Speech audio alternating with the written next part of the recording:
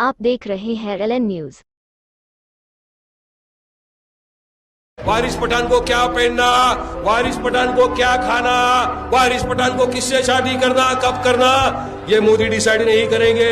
ये चाहते हैं ना कि हमारी बच्चियां जाए पढ़े लिखे, तालीम आफ्ताब बने, देश का नाम रोशन करे, डॉक्टर बने, लॉयर बने, इंजीनियर बने, हमारी बेटियों के सर पे हिजाब हो, एक हाथ में कुरान हो, एक हाथ में संविधान और किताब हो। ये हम चाहते हैं।